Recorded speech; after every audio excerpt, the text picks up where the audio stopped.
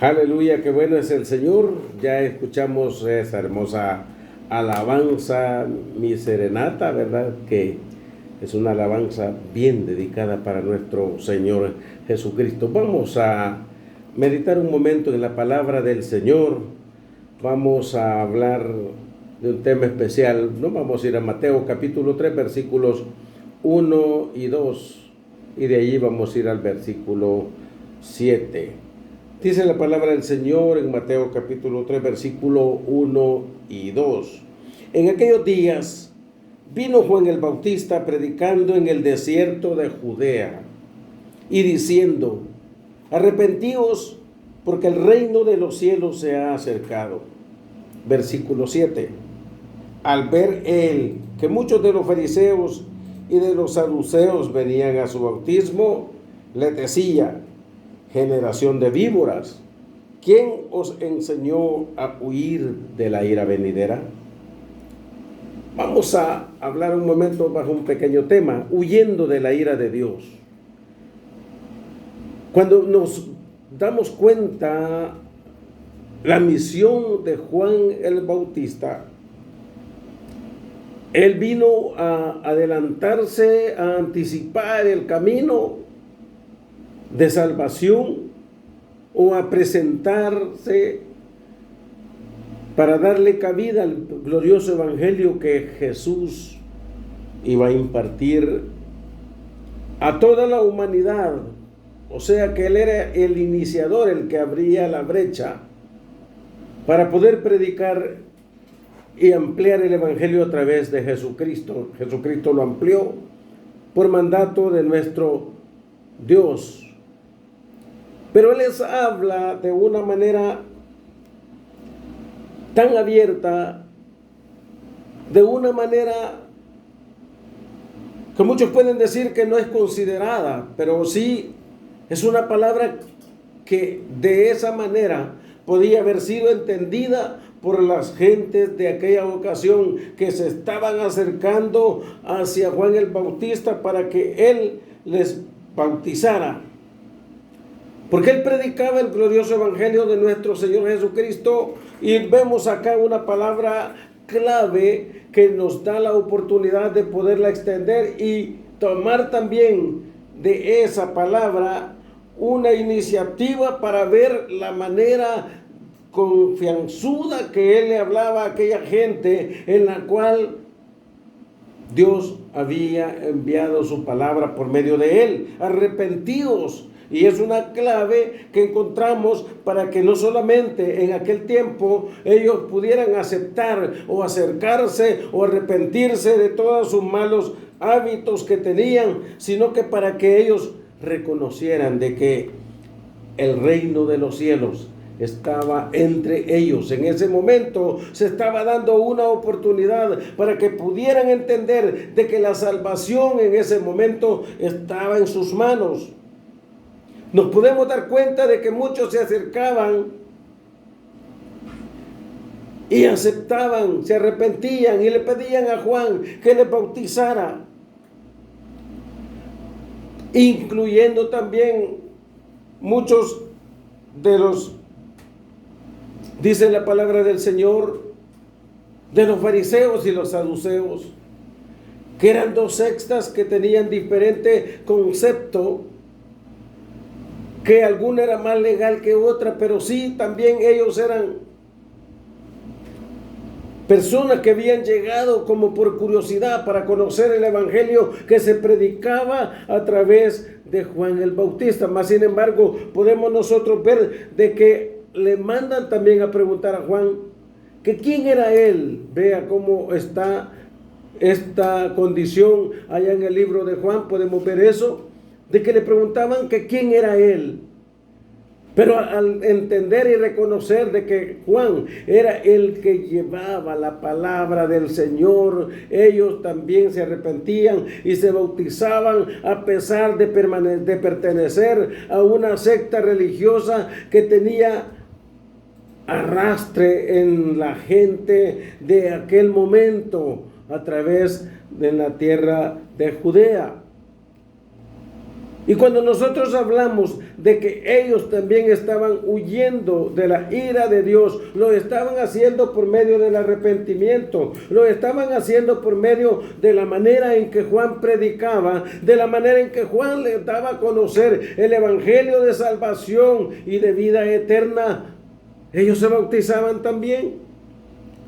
Eso lo hacían para que ellos pudieran alejarse de todas las situaciones que les estaban llevando al caos espiritual, para alejarse de muchas cosas y también quitarse un remordimiento que había en sus mentes y también para cambiar su manera de pensar.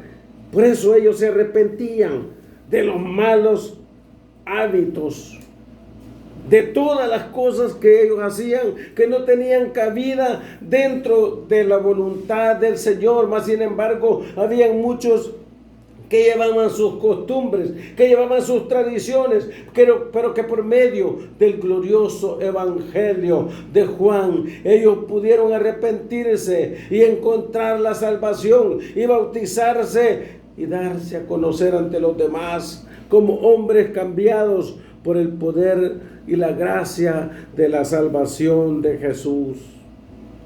Pero cuando ellos vemos que se arrepienten, ellos tenían que tener un cambio radical en su vida, abandonar el pecado y darle frutos dignos de arrepentimiento a Dios. Juan les decía, hacer pues frutos dignos de arrepentimiento. Y no penséis dentro de nosotros decir, Abraham tenemos como padre, porque yo digo que Dios puede levantar hijos a Abraham aún de estas piedras. Podemos observar de que la palabra del Señor estaba haciendo eco en ellos, y si realmente ellos se habían arrepentido, estaban experimentando un cambio de adentro hacia afuera, como algo que se da a conocer dentro del corazón de la persona. Cuando ha tenido un cambio, podemos notar muchas cosas que se dan a conocer por medio del arrepentimiento, por medio de la forma en que la gente se comporta, porque la palabra del Señor nos habla en Ezequiel capítulo 36, versículos 25 y 26. Dice, esparciré sobre vosotros agua limpia, y seréis limpiados de todas vuestras inmundicias y de todos vuestros ídolos. Os limpiaré, os daré un corazón nuevo y pondré espíritu nuevo dentro de vosotros, y quitaré de vuestra carne el corazón de piedra y os daré un corazón de carne. Esa es la verdadera transformación que el hombre tiene que tener a través del arrepentimiento cuando conoce a Dios, cuando sabe de que está llegando la palabra del Señor y que realmente todo lo que Dios pide hay que obedecerle cuando ya estamos nosotros caminando en el camino del Señor. Por lo tanto, aquí podemos ver de que la palabra del Señor en Ezequiel nos dice de que cuando el hombre está arrepentido, tiene un corazón nuevo, ese corazón duro, ese corazón que maquina malos pensamientos, ese corazón es cambiado, es transformado para la honra y la gloria del Señor, y todo lo que hace, todo lo hace para bien de la humanidad, todo lo hace agradable para el Señor, porque Dios le ha transformado, Dios le ha dado nueva vida, porque le ha prometido la vida eterna si camina bajo las condiciones que Dios pone a cada uno de nosotros. Se adquiere un espíritu nuevo, un nuevo ánimo espiritual. Cambia todo lo que se está haciendo.